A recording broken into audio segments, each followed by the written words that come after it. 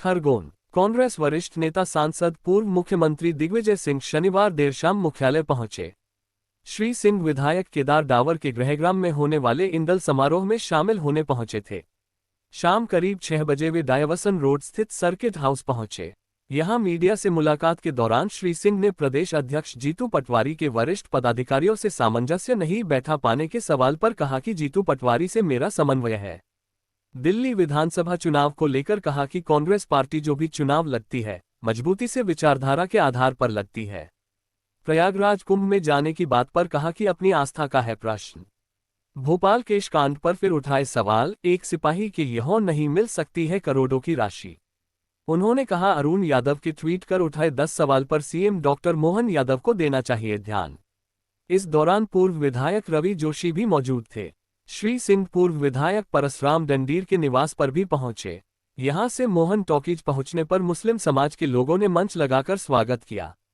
इसके बाद वे भगवानपुरा के विधायक केदार डाबर के गांव सांधवी में इंदल कार्यक्रम में शामिल होने पहुंचे।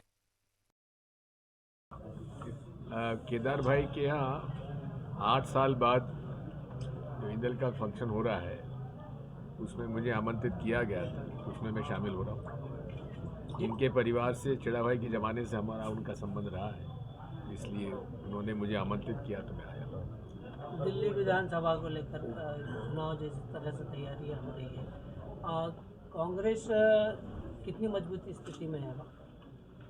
बात यह है कांग्रेस पार्टी जो भी चुनाव लड़ती है मजबूती के साथ लड़ती है, विचारधारा के आधार पर लड़ती है। और राहुल गांधी जी ने अपने वक्तव्य में सारी बातें साफ करी हैं और उसका असर भी हो रहा है। कुंभ में सर आप या राहुल गांधी, प्रियंका गांधी जाएंगी कि कुंभ में? ये अपनी अपनी आस्था का प्रश्न है। सर आपने बीटी कार्टन को लेकर शिकायत की थी और उस पर भी जिस तरह से कार्रवाई होना चाहिए वैसे नहीं हो पा रही। ऐसा है, माननीय केंद्रीय मंत्री विजय गोयल जी का मुझे पत्र प्राप्त हुआ था कि उसमें काफ़ी शिकायत मिली और काफ़ी सत्यता भी है।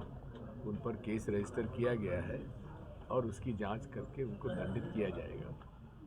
उस पर मैं अभी राज्यसभा में प्रश्न भी पूछूंगा कि उस पर क्या कार्रवाई हुई।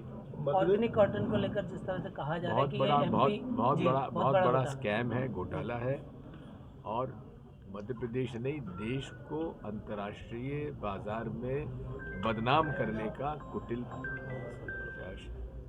एक उदाहरण है, प्रयास है। इसमें मैं बधाई देता हूँ सेंगर को, लपेटा जो के माध्यम से उसने इस बात पर रिसर्च करके किया है और काफ़ी उसमें सत्यता है। कोई आप खरगोन में कोई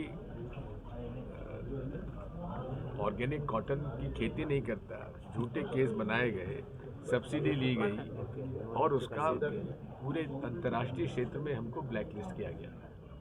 भोपाल गैस जो केस कांड हुआ है, केस कांड को लेकर जैसे अरुण यादव ने ट्वीट किया, आप क्या कहना चाहेंगे, आप क्या बात करेंगे? कि ये बात राज्य सरकार को हर परिस्थिति से जांच करने के बाद ही कुछ निर्णय लेना चाहिए।